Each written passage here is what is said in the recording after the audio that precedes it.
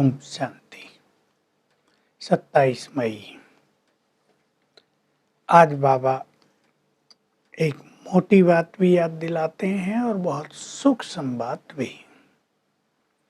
विनाश समीप आ गया है, इसलिए सभी देहधारियों से बुद्धि योग हटाकर एक मेरे से लगाओ तो तुम्हारे विक्रम विनाश हो जाएंगे। तुम्हें बाप से सच्ची प्रीत रखनी है, सच्चा प्यार। तुम अगर बाप से सच्चा प्यार रखोगे तो उससे सच्चे रहोगे, उसकी हर आज्ञा का पालन करोगे, तुम विजयी बन जाओगे। विजयी बनना माना विश्व महाराजा महारानी बनना। तुम विश्व पर राज करोगे, तुम्हारी पूजा होगी। बाबा कह रहे हैं देखो, आजकल के राजाओं के या नेताओं के स्टैचू तो बाहर बना देते हैं, ऊपर कबूतर चिड़ियाएं बैठती रहती हैं, वेट करती रहती हैं। तुम ऐसे पवित्र बनते हो, ऐसे पूज्य बनते हो कि तुम्हारे मंदिर बनाने के लिए कितने लाखों लाखों रुपए खर्च करते हैं लोग। वहां पंछी पहुंच भी नहीं सकता। पुजारी कैसे नियम से पूजा पाठ करते हैं, स्वच्छता रखते हैं। तो तुम्हें एक बाप से प्रीत रखनी है। लेकिन बाबा कहते हैं कई बच्चे आपस में इतना प्यार रखते हैं कि बाबा से भी इतना प्यार नहीं रखते। बुद्धि टूटती नहीं है एक दूसरे से, फिर लगाव हो जाता है, नाम रूप की बीमारी हो जाती है, इम्प्योरिटी आ जाती है। तुम्हारी अगर एक बाप से प्रीत होगी तो तुम्हारी बुद्धि संसार में भटकेगी नहीं। आजकल के संदर्भ में बहुत इम्पोर्टेंट हो गई है ये बात। बुद्धि अगर संसार में बहुत भटक रही है तो परेशान हो रहे हैं, एंग्जाइटी हो रही, डिप्रेशन बढ़ रहे हैं, चैन नहीं, शांति नहीं, संतोष नहीं मिल रहा है। ये स्थिति वर्तमान में हो गई है। तो तुम्हारी एक से प्रीत तो प्रीत बुद्धि ही विजंती होंगे। और बाबा साफ बोल रहे हैं, बाबा कहते हैं मैं साफ बता रहा हूँ, जो विपरीत बुद्धि होंगे वो विनाश को प्राप्त होंगे, जो प्रीत बुद्धि होंगे वो विजयी होकर स्वर्ग के मालिक बन जाएंगे। तो तुम्हें एक बाप से प्रीत रखनी है। जिनको प्रीत होगी वो सवेरे सवेरे उठकर एक बाप की याद में मगन होंगे। बाबा ने अपना अनुभव भी सुनाया, कभी थोड़ा न उठो, देर से उठो तो उतना मजा नहीं आता, फिर दिन में मजा नहीं आता, खुशी नहीं रहती। सवेरे सवेरे उठकर अच्छी तरह योग में बैठें तो सारा दिन खुशी में और मौज में बीतता जाता है। तो अगर बाप से प्यार है, बिल्कुल सहज बात है, उससे प्यार है और उसने कह दिया है कि सवेरे सवेरे उठकर मुझसे मिलन मनाने आ जाओ, मेरे से मीठी मीठी बातें करो, तो प्यार वाले ये कहेंगे ही नहीं कि ये कारण है, ये बात है, हम उठ नहीं सकते, सुस्ती आलस है, हम उठ नहीं सकते, रात को देर से सोते हैं, हम उठ नहीं सकते। उनके लिए भगवान की आज्ञा माना सब कुछ। प्यार है, प्यार में उसकी आज्ञाओं का पालन करना ही परम कर्तव्य हो जाता है। जिनका बाप से प्यार होगा उनका उसके रचे हुए यज्ञ से अवश्य प्यार होगा, तो वो उसके यज्ञ में अपनी हड्डी हड्डी दे देंगे, माना बहुत प्यार से सेवा करेंगे। उसमें कोई आलस नहीं, कोई तेरा मेरा नहीं, हमारा यज्ञ है। शिव बाबा के द्वारा रचा गया रुद्र ज्ञान यज्ञ है। इसकी संभाल करना, इसकी सेवा करना हमारा परम कर्तव्य है।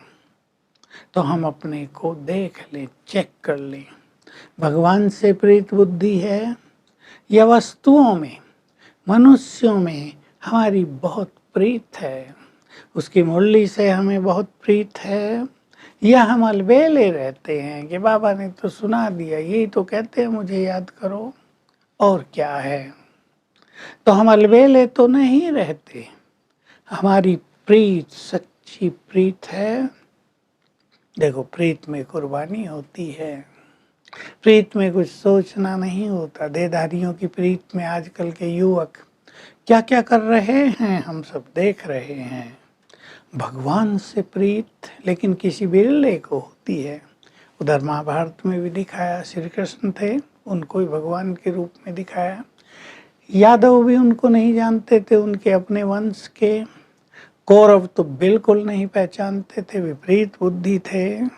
कौरवों की तरफ भी जो बड़े बड़े लोग थे, भीष्म पितामह जैसे, धर्मज्ञ, द्रोणाचार्य जैसे, कोई नहीं पहचानता था। उनमें भी अगर कोई पहचानते थे तो विदुर। पांडव प्रीत बुद्धि थे, तो हमेशा उनकी आज्ञा पर चलते थे। कहीं भी हमने ऐसा नहीं देखा होगा कि श्री कृष्ण ने पांडवों को कोई बात कही और उन्होंने अवज्ञा कर दी हो, इसलिए विजय हो गई। तो हम सभी अपनी प्रीत को चेक करें। हमारी बुद्धि संसार में देहधारियों के पीछे, वस्तु वैभवों के पीछे भटक तो नहीं रही है। अब तो विनाश का समय समीप ही नहीं, प्रारंभ भी हो गया है एक तरह से। उस प्रक्रिया में हमने ऑलरेडी प्रवेश कर लिया है। देखो, देहधारियों के प्यार और मोह की परीक्षाएं जहां तहां सबको देनी पड़ रही है, उसमें कष्ट हो रहा है, शिव बाबा भूल जाता है। किसी का व्यक्ति हॉस्पिटल में चला गया कोविड होकर, अब उसको चिंताएं लगी रहती हैं, सब कुछ भूल जाता है। परंतु यदि भगवान से भी सच्ची प्रीत हो तो सब कुछ भूलेंगे नहीं, याद रखेंगे कि वो छत्र छाया बनकर हमारे सिर पर है। बुद्धि फिर धैर्यवत रहेगी, हमारे निर्णय यथार्थ रहेंगे, हमारी बात भी सुनी जाएगी। मान लो आप डॉक्टर्स को कुछ कहना चाहते हैं तो डॉक्टर आपको अटेंड करेंगे। ये नहीं कहेंगे कि नहीं आप आ नहीं सकते। हमेशा देख रहे हैं साक्षी होके कि जिनकी मनोस्थिति अच्छी है उनको मेडिकल स्टाफ के द्वारा भी पूरा सहयोग मिलता है, समाचार मिलता है, पूरी तबीयत कैसी है उसका पूरा समाचार उनको प्राप्त होता रहता है। तो इससे बहुत बड़ी संतुष्टि होती है। तो आइए हम सभी इस विनाश के काल में परमात्मा से प्रीत बुद्धि बनकर रहें। वरदान है, स्वार्थ शब्द के यथार्थ अर्थ को जानकर एक रस रहने वाले सहज पुरुषार्थी भाव। स्वार्थ एक वेल नोन शब्द है।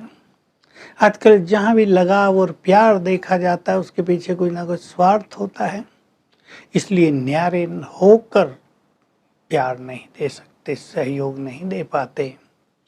स्वार्थ अर्थ शब्द का यथार्थ अर्थ बाबा करते हैं, ये जो स्व है, देह का भान है, जो रथ है, इसको बाबा को स्वाहा कर दो तो तुम न्यारे हो जाओगे, एक रस स्थिति हो जाएगी और सहज पुरुषार्थी बन जाओगे। स्लोगन है, फरिश्ते स्वरूप में रहने से कोई भी विघ्न अपना प्रभाव नहीं डाल सकता। तो आज हम अपनी प्रीत को चेक करेंगे, देहधारियों में बहुत है या एक शिव बाबा में है। तो जो लक्षण गिनाए बाबा ने उनके आधार से अपने को चेक करेंगे और प्यार भरी रोरिहान करेंगे सारा दिन। आज हमारा योग होगा प्रेम योग। ओम शांति।